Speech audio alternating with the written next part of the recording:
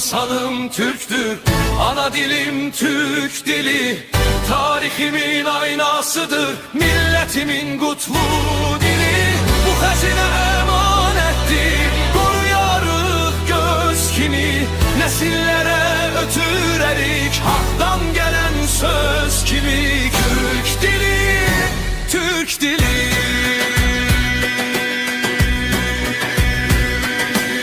Dil açanda ana dedim, ruhum ondan güç aldı. Anamın halal sütüyle kalbimde bir ses ucaldı. Bu dil benim ilk dersimdir, ilk andımdı, peymanımdır.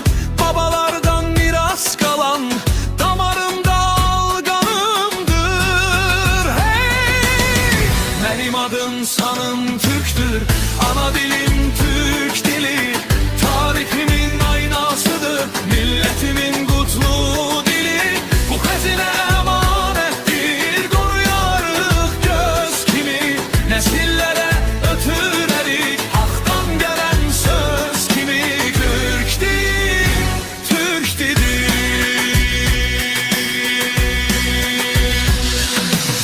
Bilge Hagan daşta yazdı, ey Türk titre özüne dön. Kaşgarlı'dan müjde geldi, Tanrı ordusudur Turan. Bilge Hagan daşta yazdı, ey Türk titre özüne dön.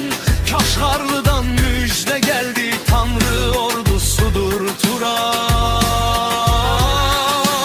Büyük mesel dilidir, tarihimin nefesidir. Yeryüzünün her küncünde Türk'ün Polat sesidir.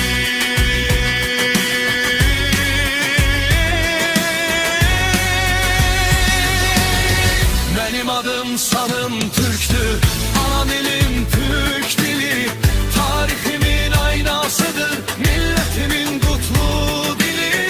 Bu hazine emanettir, koruyarıq göz kimi, nesillere ötürerik haktan gelen söz kimi. Türk dili, Türk dili.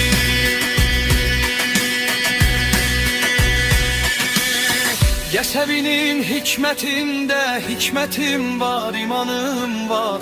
Nesiminin eşkindeyim, sarsılmaz bir vicdanım var. Enel hakkın sedasıdır, hü deyip yere enen zulüm.